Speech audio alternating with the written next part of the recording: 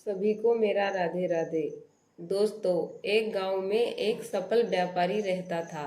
उसके पास एक अच्छी बड़ी दुकान थी और आमदनी भी इतनी थी कि गांव में सबसे ज्यादा अमीर वही था।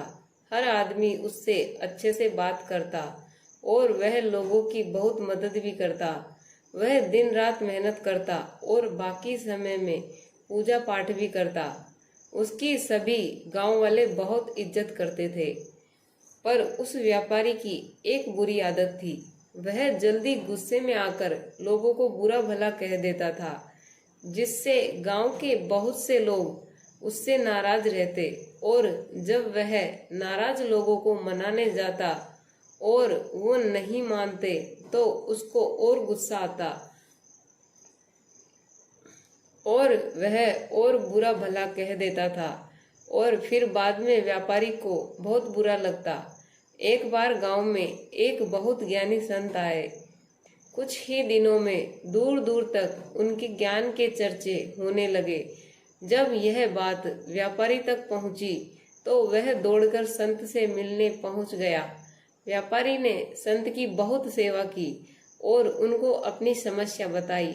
संत ने कहा, तुम बहुत सारे कागज के टुकड़े लो और पूरे गांव में फेंक आओ, फिर मेरे पास आना। व्यापारी बिना सोचे समझे दिन भर कागज के छोटे छोटे टुकड़े पूरे गांव में फैला देता है और फिर संत के पास पहुंच जाता है। संत उस व्यापारी से कहते हैं, तुम्हारी समस्या का समाधान मिल गया। बस तुमको एक काम करना है। तुम जाकर उन सभी कागज के टुकड़ों को इकट्ठा करके यहाँ ले आओ। अपनी समस्या का समाधान पाकर व्यापारी बिना कुछ सोचे समझे उन कागज के टुकड़ों को इकट्ठा करने पहुंच जाता है। बहुत देर तक कोशिश करने के बाद व्यापारी को यह समझ आता है, यह काम तो करना नामुमकिन है।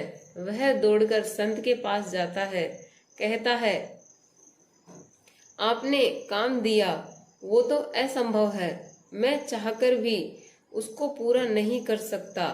संत मुस्कुराते हैं और कहते हैं, बेटा, मैं भी यही कहना चाहता हूँ। किसी को कहे अपशब्द वापिस नहीं ले सकते हैं, इसीलिए हमें सोच समझकर बोलना चाहिए। आज के बाद तुम यह बात अपने मन में अच्छे से बिठा लो, चाहे कुछ भी हो जाए, तुमको किसी को अपशब्द नहीं बोलना है। संत से प्राप्त इस ज्ञान से व्यापारी की आंखें खुल जाती है और वह दोबारा जब भी किसी को गुस्से में कुछ बोलने वाला रहता है, उसको कागज के टुकड़ों का उदाहरण याद आ जाता है। दोस्तों, इस कहानी से हमें शिक्षा मिलती है।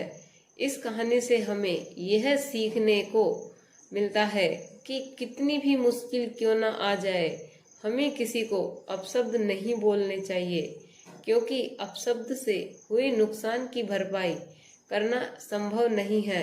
गलत शब्दों से किसी को ठेस नहीं पहुंचाना चाहिए। कहा जाता है कि तीर कमान से और बात जवान से निकल जाने के बाद वापस नहीं आते, इसलिए जब भी बोले सोच समझकर बोलना चाहिए।